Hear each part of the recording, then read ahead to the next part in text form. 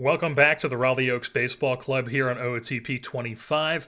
As you can see, we are here at the All-Star break in 2044. It is July 20th, and you can also see that we are running away with the division at this point. 10-game lead on the Atlanta Braves, who are a solid, very solid 56 and 43, but we are just absolutely dominating teams. 66 and 33 on the season.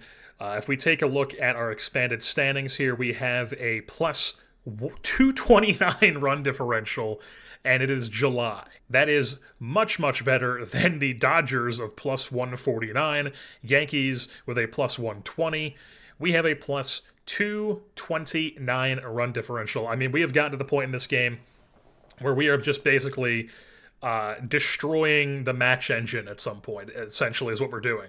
I mean, you look at our team stats here, those first 2 months we know about, and then we're even better in June with a 20-8. We're 12-5 so far here in July.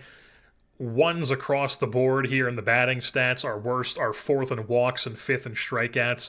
Ones across the board in pitching and defense. Our worst are 2nd in walks and zone rating. I mean, just generational stuff happening here in Raleigh, North Carolina. And then just in case that wasn't evident enough, if you take a look at the All-Stars here in 2044, we have 2 starters. And then there is a reliever, 2 relievers. Even one of them's hurt.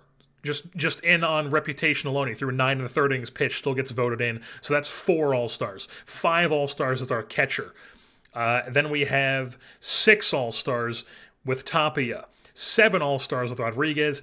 8 All-Stars here in 2044, even with Nazario, who pitched 9 1/3 innings pitched. He's just that damn good that he's getting that sympathy vote in from the dumbass public. At least I would imagine that's why he got voted in, or that's why he's in. Yes, him and Carmona had the most votes when it came to relievers, because you can vote for, I guess the fans vote for pitchers in this universe. Griego was the top vote getter in right field. Pineda was the number 2 vote getter in center, and he's not even having a great year. It's just mainly defensively. Top vote getter in left field was Rodriguez. The top vote getter at... Okay, we had no more top vote getters, but we had Amancio behind Jimmy O'Leary here at catcher. Tight race between them two. I mean, this is basically the modern-day version of Bobby Witt and Gunnar Henderson, but it's at catcher here in 2044. I should also mention that we've even had some injuries to battle through here. As you can see, Griego is currently out with a little nagging thing. He has 3 days left on that. I've just benched him through that injury. He's got a 4 WAR here with a 172 WRC plus, and he even missed about 2 to 3 weeks with some back stiffness. That was a moderate effect injury, but we threw him on the IL anyway, just because we didn't want to just bench him that entire time. So I just figured I would put him on the IL, call somebody up in his place, and when he did come up, we called up, or when he was on the IL, we called up Jaquan Eggerson. Unfortunately, did not perform well in his 11 games started he got while Griego was on the IL. Struck out a ton. He did walk a ton. Got on base a good amount, but he struck out a decent amount. Just got a bit unlucky with making no contact, I'd imagine. We also have Vince Yates up in AAA now because he was just dominating AA.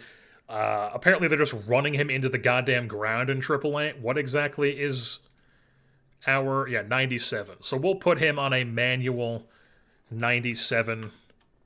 Stop playing him till he's about to die, please. You can see that Will Caffin is currently on a rehab assignment. He missed some time with a torn hamstring for 5 weeks. Mike Rubin has missed some time as well. He's still got 3 weeks left with shoulder tendonitis. Rocky Gusty has about a week left on his injury, finally. Then he's going to start a long rehab assignment. We know about Juan Nazario. Only 2 weeks left on that injury, but who knows what he'll be like when he comes back. And then the big one has been Jake Graham, tore his labrum. We know 2 years ago, he tore his flexor tendon, missed a good chunk of that season, and then he had back spasms last year. That was his only injury, and now this year he tore his labrum. So he's had elbow and shoulder issues in his early 30s. Not looking great for Jake Graham, but fortunately, we don't have too many years left on his deal. We have 1 more year, and it's going down now at $35.5 million for next season, and then a team opt-out after that in 2046. But as far as what the staff is looking like right now, It's 1 to 4. Wilson Morales, Mendoza, Sincamani, and then Josephat. Those guys are all tearing things up if you sort by position here. Sincamani's got a 2 WAR. Josephat's got a 2 WAR if you round up. Mendoza's got a 3 WAR. Morales has a 3 WAR if you round up. And then even Tariq bin Abdoud, who's in that 5th starter spot, not a follower, just a straight up 5th starter in 6 starts, has been pretty damn good. He actually got off to a slow start because he was getting really unlucky with the ERA. But you can see here, the FIP has always been solid if we look at his splits by major league here. You can see here in June, his first 3 starts, just got really unlucky with the ERA, and then here in July, he has been much better, or at least the ERA has been much better. The FIP is still solidly above league average, but not quite a 67 FIP, and he is walking a bit more guys, but he's also getting way luckier with the BABIP because he was getting really crushed with the BABIP there in June. And then if you just sort by WAR, I mean, Luis Carmona's got a 3 WAR in the bullpen. He's striking at 44% of guys, only walking 7%, not giving up like any home runs either. Tim Bayer's been really good. Kurt Holmes has been really good. Lucy has been solid. Tanioka is still pitching well. We called up Luis Lozano because we sent the Rule 5 guy back to the Yankees. He just was not able to cut it for us, so we called up Lozano here, who obviously doesn't have the best movement or home runs allowed or best control, but I mean, this stuff is just too damn good to ignore. So we have him up here in a middle relief, avoid high leverage mop-up role and just see what he can do in that role. Just let him in there and just let him eat against in non-high leverage situations. Trujillo's been fine-ish, and then Zion has also kind of been whatever. Honestly, we should probably put Bayer as the stopper. Yeah, let's just do that now. Let's have Zion as the middle relief stopper secondary, and then Tim Bayer is going to go stopper high leverage as the double barrel with Carmona. So yeah, we're going to go ahead and do that. And the rest of these guys, I'm fine with their roles. Honestly, I might take Tanioka off of mop-up and put him on secondary setup because he's been really solid. Or maybe, I don't know, maybe not that. We'll leave it like that, see how it is. Mess around with that. But yeah, I mean, what are we even going to try to acquire here at the deadline? Like, what could we possibly do to make this team better? I mean, we don't have a weakness. We literally do not have a weakness. If you want to call that we strike out 5th amount of times in the big leagues a weakness, but I mean, like, what are we going to do? Like, we have these injuries, and then, like, Rocky Gusty is going to come back at some point. We're going to add this bat to the lineup at some point this season. Mike Rubin will come back, who was playing pretty decently well. Obviously, we can't really trust Juan Nazario to be healthy for the rest of the season, so maybe we pick up, like, a solid reliever who's an expiring contract. Maybe that's what we go for. Maybe another starter and push up Dude back down to AAA or the bullpen. Because, like, right now, we obviously have 4 starters. These would be the 4 guys heading into the playoffs. But, you know, God forbid one of these guys gets hurt. And then all of a sudden, it's Tariq bin Abdoud who has to go up into this 4th starter spot. We would not want that to happen at all. So maybe pitching is what we go with it and try to find, like, a 5th starter type guy who we would not mind pitching in the playoffs if we have to, but also could be a bullpen option for us in the playoffs. And then maybe, like a shutdown reliever or two, like an actual legit, like, lefty arm to pair with Carmona, or even just like a solid middle relief option for us. But I don't think we're going to be making, like, any huge swings unless there's somebody out there. Like, if we look at the trade deadline here, or the trade block rather, are there just any... This is all pitchers. So Bobby Coleman's available, but he's wrecked. We can't really trust that. Chad Brumlow is a solid starter who only has 2 pitches, but somehow even with 2 pitches has just been a really solid starter for Houston and Arizona previous to that to start his career. Our old friend Sincere McKeel here is available as not an expiring free agent, though he has 1 more year on that deal. He's also having a really bad season. Not that I care too much about reliever numbers, because, like, those things can flip at any time. Like, who knows? Maybe we pick him up. We've done that before. We've done where we picked up a reliever who was having a poor season, acquire him at the deadline, and all of a sudden he's shut down for us. So could Sincere McKeel do that for... yeah, we did that with him, yes. He was in Detroit not pitching well. He wasn't quite this bad. but he was not pitching well in Detroit, came to us and was just shut down. So that could be an option for us, but if we do that, we are going to have to keep him on the team next season, obviously, at $18 million, which is a pretty penny to pay for an aging reliever. I'm seeing Kamari Senegal here on the Marlins.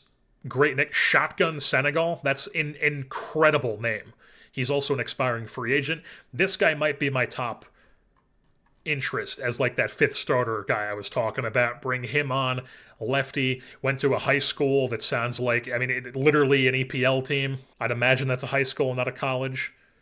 Yes, it was in New York. And he's another one of these guys who has never really been too great, but he's been a solid enough pitcher in Colorado and now in Miami here at the end of his contract here. I'd imagine they traded for him in the offseason. They did indeed. He could be an interesting pickup here as that fifth starter option I was talking about. Are there any really good bats available? Just Bobby Coleman. So yeah, I don't really think bat is going to be something that we look to upgrade here really at all. It's going to be the pitchers. It's going to be picking up like a fifth starter type guy who we would not mind starting in the playoffs, and then maybe like a solid reliever or two. Although among these relievers, like we like McKeel, but I don't know if we want to bring him in as a guy who's going to be $18 million next season. This Josh Raymond guy could be an option for us as well. He is a starter in Arizona on an expiring contract. He's been solid this year in the rotation and pretty solid overall in his career. Definitely more of like a limiting, like soft contact sort of guy. Does not really know where the pitch is going, so he still walks a decent amount of guys, but he gets a lot of ground balls too. And he doesn't even really throw a great sinker. It's all like change-up cutter. Old friend Elmer Corkum is available here. Big dumper on the Seattle Mariners again. Elmer Corkum, our old friend, is also on the trade block. I don't really know if he's definitely like a third option behind Senegal and Raymond. As far as the relievers, though, among these 50 guys, like we've got Jeremy Bawden, who's an expiring deal. We could definitely pick up somebody like this. He's having a poor season. He's actually a former starter. Like last year, he was really good with Oakland in the rotation, and he has not been good in the bullpen here with Baltimore. Jorge Esqueda here, I do like this big control. He is not an expiring free agent, but this is only a vesting option for 180 innings, which I highly doubt he gets because he is not a starter, and also would not be a stopper for us either, I don't think. So he's definitely an option. There are definitely some like buy low options here, not really any major relievers available, but yeah, like Rusty Welsh, perhaps. That could be something. He's also got some team control left, it appears. Only has 3 years of service time. He's durable. He is 30, though. Josh Marticarena from the White Sox. He's a bit expensive. Also has team control left. But I don't know. I'd imagine we pick up at least one or two of these relievers and pitchers in general. And we'll see what happens here at the end of the trade deadline. Holy shit. I have never had a player win the home run derby in this game, and we just did. Luis Rodriguez beat Rogelio Galaviz, a lefty slugger of the Seattle Mariners here with 65 power. He has 25 home runs this season. Pretty damn good power hitter, but Luis Rodriguez beat him by a score of 14-13 in the final round. Rodriguez has 25 home runs at the break, on pace to top his career high, obviously, of last season being 34. Luis Rodriguez, damn good player. All right, we're pulling the trigger on a deal here for Shotgun Senegal, the pitcher, lefty pitcher from the Miami Marlins, who's going to slot into that fifth starter role for us, and then if, someone ever gets hurt, he would be a postseason pitcher for us, but hopefully that doesn't happen. And I also think that this guy would be a damn good reliever with this, like a stopper type, with his hold runners, good profile. I'd imagine this ticks up a bit when he moves to the bullpen as well. He is an expiring free agent, but we're not giving up too much for him. Just a bunch of guys who aren't ever really going to make our team here. Like Jonathan Hess is currently on the 40-man. He could be a decent reliever for us, but we have a ton of guys like this in the system, so I don't feel like we can't part with a guy like this. So we're going to send him. Kevin Culpepper, who was a former high draft pick of ours in 2040. He could be a decent-ish player, but, He's never going to play for us. And then Juan Santana. Santana is the guy that when I offered these first two, they were like, "Hey, give us this guy and we'll do the deal." And I'm like, "Sure, dude, you can have him." Scouting discovery from 2042, who, you know, I guess I don't really know why he has value, but they like him. Does OSA like him? No, OSA likes him less. So I don't really know why they like this guy, but they wanted him. He was a part of an email that was like among dudes who were like way better than him. Like Santana's in this email, along with like Moeldy Mullins, who's a 55 potential, Jake Hart, who's a 55, Juan Canis, who is a 50 in AAA, Luis de la Garzo, who is a 55, Josephat, we always obviously know, Eggerson, Kleit, who's a 55, Vizcaíno, who's starting for us right now, Sincamani. Like, these dudes are way better than Santana. I don't know what the deal is, but yeah, we're going to go ahead and do this deal. Culpepper, Hess, and Santana for Kamari, Senegal. I haven't really looked at their bull. I did try to do a deal where we got Senegal and a guy they must have... Oh, no, this guy. They just moved into the bullpen here, Steve Connold. He was in the rotation...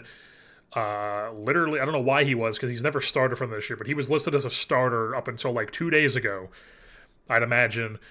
Like, I would like this guy. He's also an expiring free agent. Can we, like, possibly say, hey, do this, submit that?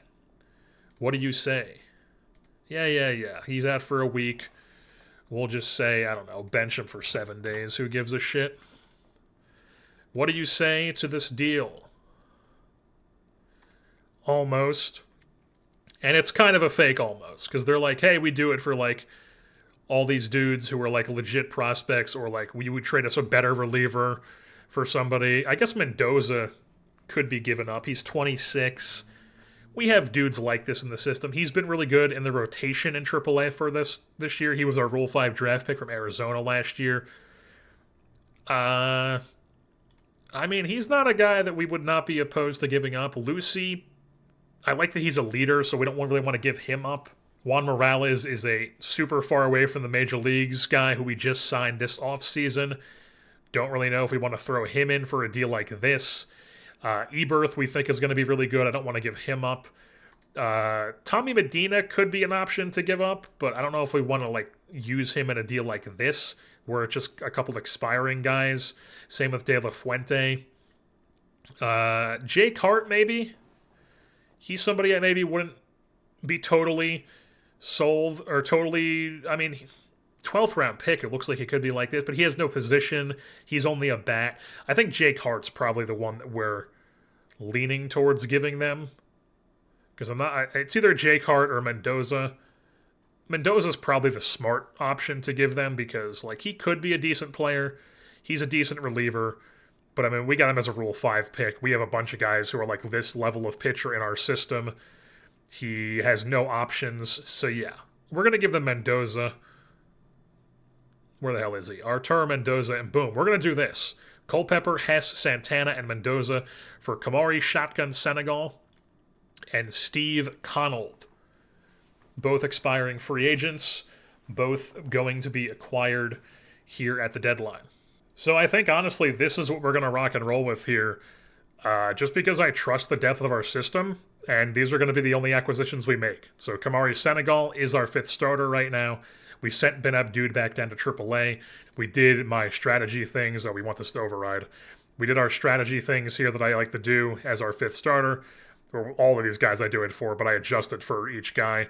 But, like, always, like, the intentional walk, the infield in, the hold runner, guard lines, shifts, and the depth are always the same for most guys. I usually just adjust the hook based on how much I trust the guy, and their pitch around level based on what their control is. So he has a 55 control, so I'm just, like, one above the default. Whereas Connold here has a 60 control, so I have him a couple clicks above the default. So he should be painting the corners, hopefully. But, yeah, we have Connold and Holmes here. I don't know, maybe we don't want Connold as used more often. But Combs, we definitely want him getting used a lot, I feel like, because he's just been lights out this year. So we want to try to utilize him as much as possible. I mean, maybe we could trust Connold to be that. I think, yeah, we'll throw him on use more. I'll get the double barrel use more often middle relievers. We got the double barrel stoppers here. Then like we got Zion, Lucy, Trujillo, and Tanioka as the rest of the bullpen. And then obviously the rotation 1 through 5. We have our lineups and everything is all set. I trust that we have depth. So we're just checking in here. We still have a couple weeks left in the season. You can see it's September 11th, and we have 100 wins. We're 145. We've clinched the playoffs. We've clinched the division. We have reached the end of the 2044 campaign, and we have won 112 games. That is a new franchise record, topping last year's 108 wins. We're just steadily going up, 98 to 99 to 108, and now 112. What will we do next year, I wonder? Clearly, it must always just keep going up. Number must go up. Number always goes up. Everything grows forever. But, I mean, this is just an absolutely generational team here. If we take a look at our expanded standings, you can see that we have a plus 343 run differential, 22 games in front of the 90-win Kansas City Royals. Our Pythagorean was actually 114 wins. We were 62-19 at home, 50-31 on the road. And we could have been even better because if we take a look at our info page here, you can see that we actually lost 4 in a row here before we won this last game against Cleveland. So if we just kept on this winning streak here, we could have, easily won like 115 games. But I guess we'll have to suffice for 100, or I guess 112 will have to suffice. And taking a look at the team stats here, once again, just month by month, incredible. 15-10, 19-10, 20-8, 18-7, 19-9, 21-6, multiple single-digit loss months. Just insane. And even with that, we went 19-21 and one-run games. So, a few of those go our way, and suddenly, 115 wins, 120 wins. That's even possible. If just a few of these went our way more.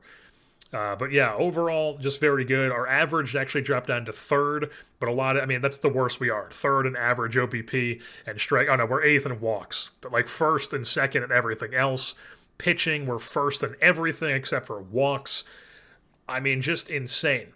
A 74.6 team ZR, 1,400 strikeouts, almost 1,500 strikeouts as a staff. Our starters had a combined 3.16 ERA, the bullpen with a combined 3.18, a 3.17 team ERA. On the hitting side of things, we scored 901 runs, only allowed 558. We had 247 home runs as a team, 1,400, almost 1,500 total hits. We had an OPS as a team of 805. And then taking a look how our team did here down the stretch, sorting by WAR here in 2044. It is Santiago Mendoza with a 4.6 WAR, led the team. Right behind him, Wilson Morales with a 4.5. Both of them very, very good seasons. A 157 ERA plus for Mendoza, 124 for Morales. Both of them with above league average FIP minuses. Just incredible. Both of them not giving up home runs. We just have an absolutely insane staff. Mike Cincamani with a 4.5 WAR, a 5.9 R WAR. Luis Carmona in the bullpen, 105 in the 3rd innings pitched, 3.6 WAR, a 195 ERA plus, 48 FIP minus, a 2 ERA, a 2 FIP, a 1.38 SIERA, and a 33.2 K minus walk with a 42.5 strikeout rate, a sub 10 walk rate, and a sub 1 home run rate. Generational reliever, truly. Chad Josephat comes in and was just phenomenal as well as our 4th starter. 3 WAR, 4.9 R WAR, really good ERA plus, really good FIP minus.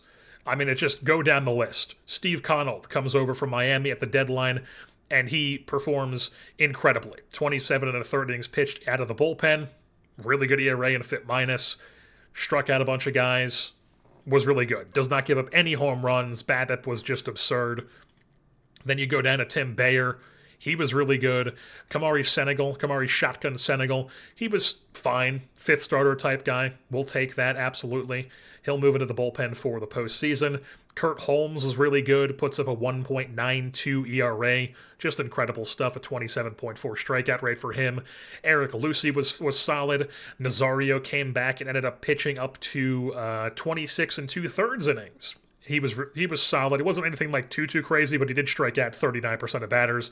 He just gave up a bit too many home runs, which is kind of worrisome heading into the playoffs, if I had to be honest. We called up Jameer Clyte about mid-season, the 21-year-old lefty. We called him up straight from AAA. He was in AA to start the season, then went to AAA, and then you can see here in the big leagues, he was quite solid as well, with just solid numbers across the board as a 21-year-old. As there is a siren outside my...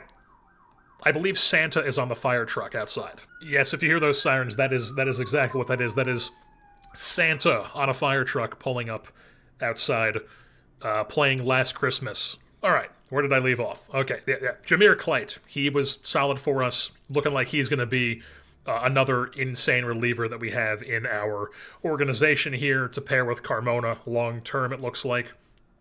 Who else did we have? We called up Luis Banazol at the very end of the season, got 2 1/3. He was not good in those 2 1/3, but obviously very, very small sample size, got rocked for home runs. That's probably going to be the thing that limits him.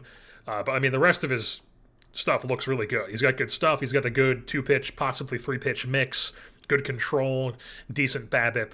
But the movement and the home runs allowed is really going to be what limits him as a pitcher. Never mind, they've pulled up back in front. This time they're playing Santa Claus is Coming to Town. And it's not even the Bruce version, and this is New Jersey. I mean, what are we doing here? All right, I think we can resume going over the stats here. You can see that Zion did not do particularly well for this season. He just had a bad year. It was just not good. His career might be coming to an end here. Might be winding down. Remember last year he was with Chicago and had a bunch of really good... He got his 400th save, I believe it was what it was. If we look at his basic pitching stats, yeah, I mean, led the league in saves the past 2 seasons. He got his 400th save, yes, at the end of last season. Became a free agent, signed for just chump change with us, and he has not been what we hoped. Will he be a member of the postseason pitching staff? We'll have to see. I'd imagine he still is, but definitely not going to be a guy we use in like super high leverage stuff. That's definitely been overtaken by some other guys on the team here. We do still have Tariq Bin Abdud, who's an option to use in the postseason. He had 6 starts that were all pretty solid in the big leagues this year. Bob Durham was really good in AAA. Did not end up pitching in the big leagues, though. Luis Lozano is just kind of a guy who we think is, like, he has nasty stuff, serious strikeout potential, but he's definitely going to have trouble walking too many guys, as you can see here. That was his problem when he came up to the big leagues. He just walks too many guys in general, and also he's prone to give up a lot of home runs. Hasn't had that many home run issues in his career overall, but this year in AAA was definitely a problem. And then we also have Juan Trujillo, who is, of course, on the 40-man, ended the year in AAA. He was not having the best of seasons either, though. And then as far as the batters go, who led the team in WAR? Well, of course, it was Santiago Tapia. I mean, just of all the guys we have on this team, it was Tapia who gets the 6.6 WAR. But we have 3 players with 6 WAR on this roster. Tapia with the 6.6, a 137 WRC plus, 39 two-baggers, 28 home runs, triple-digit RBI, scored 87 times, swiped 31 bags, had a 12 ZR at second base, just out of nowhere, his best defensive season ever.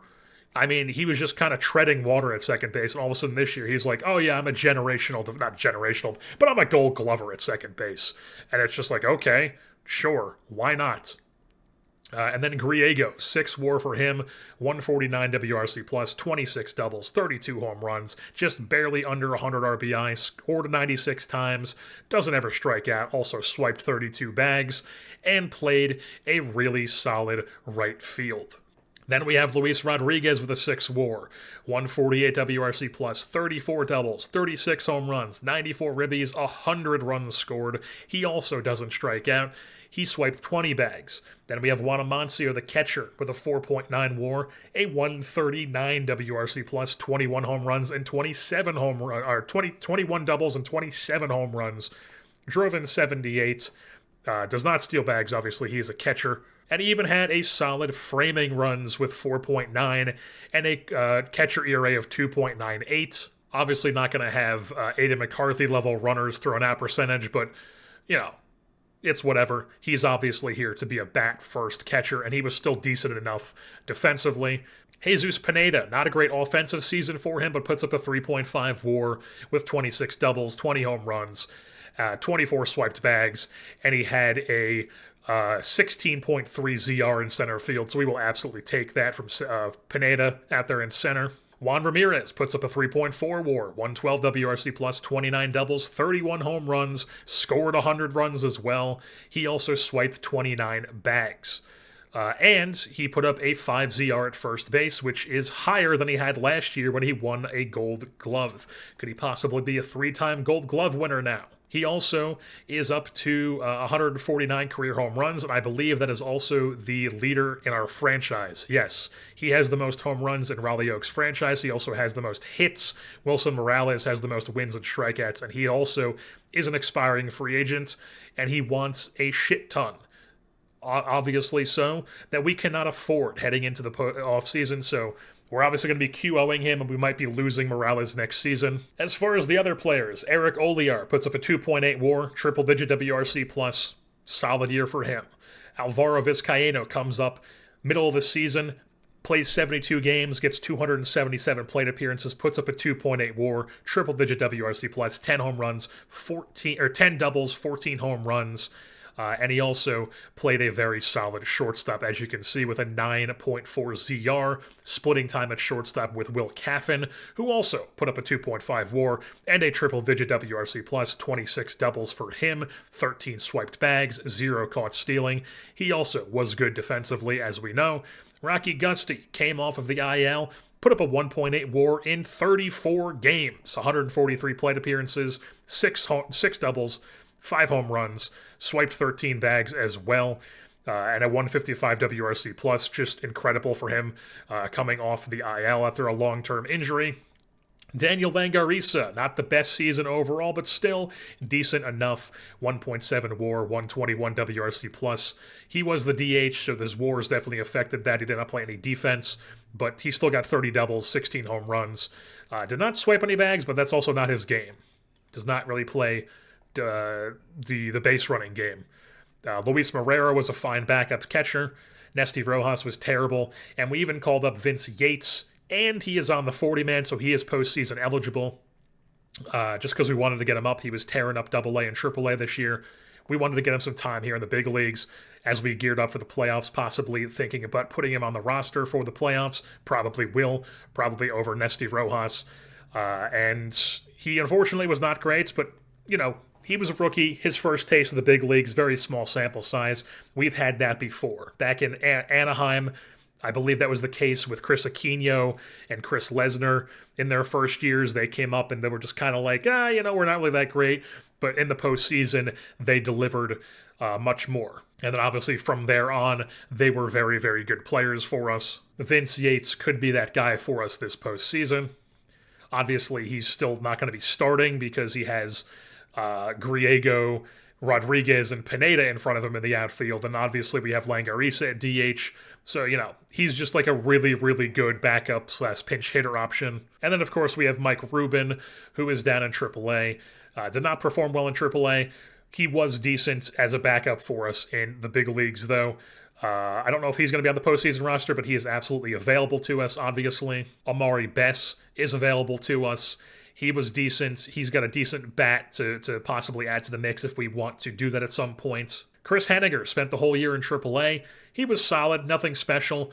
Never came out to the big leagues because we just didn't really need him at any point. But he's also out of option years, but also not even arbitration eligible yet because he did not get any major league service this year. So still making the league minimum. Probably going to be on next year's team, I'd imagine. Or maybe we trade him at some point because we have so many prospects like Jaquan Eggerson, who spent most of the year in AAA, hit 34 home runs, 29 doubles, was solid down there. Also, his WAR was affected by the fact that he was DHing. You can see here, barely played any outfield in AAA, but he does play a decent corner outfield after getting that dev bump boost in the preseason. But you can see when he came up when Griego got hurt, did not perform great in the regular season. But, this bat is definitely too good to ignore. And also, Yaikel Cooperman did not have the greatest season in the big leagues this year. Last year had a 2 WAR as a backup for us. I think he got hurt. But yeah, he's had good years for us if we sort by Major League here. Really good years for us as mainly a defensive guy who can give you some doubles and swipe some bags. This year just wasn't great when he did play, and also his injury proneness is now down to wrecked. So Cooperman's time here in the organization as somebody we really, really look highly on is something that's probably coming to an end, especially since he is slotted to make $9 million in the offseason. But, he's a guy who plays an 80 grade center field still. He's got the 80 grade base running profile. There are definitely going to be teams that would be willing to take a shot on him, even with the wrecked injury proneness. I mean, we see all the time the AI loves playing guys with wrecked injury proneness. And then one guy who we did not end up adding to the 40-man roster, simply because I just didn't really know who I wanted to remove from it. I guess we could have removed somebody like Banazal, who we just put on it, but I opted not to put this guy in the 40-man roster, but he will be part of our team next season. Possibly somebody who is going to help us move on from Wilson Morales. Is Ohtani Broadhead here. He's going to be our Ohtani next season. He's going to be our DH. He's going to be in the rotation. You can see here in AA, had a really good 193 WRC plus in 138 plate appearances, and then also pitched very well in 7 starts. He's going to be pretty insane for us next season as a 21, almost 20. He'll be 22 by the time the season starts. 17th prospect in baseball. Very excited to see what he can do for us. I've never had a two-way guy develop this well, and we're very excited. But as far as the stats around the league, taking a look at the hitting side of things, we had Luis Rodriguez, who had the 3rd best slugging in Major League Baseball. Mike, not George Costanza, led Major League Baseball in average with a .333 batting average, the first baseman for the Reds. I mean, Jesus Christ, look at this guy. All bat, no glove, but that is a really, really good bat. Put up a 7 WAR for them with a 178 WRC plus. Insane. The Dodgers had this 29-year-old Jimmy Kennedy, who led the league in home runs and RBI. Also, OBP was Costanza of the Reds. He also led in slugging and OBP. This guy's probably going to win MVP, Costanza, if I had to guess. Yeah, he's going to win MVP. Tapia has a top 5 WAR with that 6.6. And then Rodriguez also has a top 5 ISO for us this season. Taking a look at the pitching side of things, Santiago Mendoza, top 3 in ERA with a 2.76. Led the league once again was Kadeem McKelton of the Kansas City Royals, who won last year's National League Cy Young. After another 8 WAR season here this year, he's probably going to do it again. And then Mendoza also led the league in wins with 18, and Cinquemani had 16 to be top 4. That's crazy. I never have guys lead the league in wins, but Mendoza gets it done. Linares of the Mets put up a 9 WAR season. That's one of the best ones I've seen in quite a long time. I believe the Bat Destroyer guy did that one year with St. Louis, if I'm not mistaken, but it's been a while since I've seen a 9 WAR for a pitcher, and Luis Linares does it with the Mets this season. This guy from the Guardians led the league in innings pitched, and he also had 4 complete games. Pretty damn good. This guy has been an innings eater for quite a long time now. Just plugging away there. The Milton Mass man, Western New England University. Crazy. Lefty from Milton, Mass. It is Rich Hill reincarnated, folks. And then we had some of our players here in whip, Mendoza and Cinquemani, both top 4. Mendoza had the best opponent's average. He had the best BABIP. Win percentage was Morales and Cinquemani. The most shutdowns, 3rd was Carmona. The holds, most was Carmona. The 4th most was Bayer. And then taking a look at the fielding side of things, Total chances was our first baseman in the mix over there, double plays as well. And then when it comes to caught stealing percentage, it was Magdaleno with the 80 blocking, 80 framing, 80 arm, the guy we traded to the Brewers and then decided to just become a generational defensive catcher. Aiden McCarthy here with the Philadelphia Phillies is top 5 as well. I mean, a 48.6 is just absurd. But catcher's ERA, that was Amancio. You can't take that from him. And then the framing runs was Magdaleno of the Brewers. Just a generational catcher. Insane that he developed like that. He was not like this, as we know. When we traded him away, we took a look at that, what was it, like 2 off seasons ago? And then here's what the playoff bracket looks like. We obviously have a first-round bye, along with the Reds, the Mets, and the Dodgers. You have the wild card over the American League side of things is the Padres taking on the Angels, the Nationals taking on the Yankees, and then over here it's the Braves and Blue Jays, and the Cubs and Royals. Who will we be playing?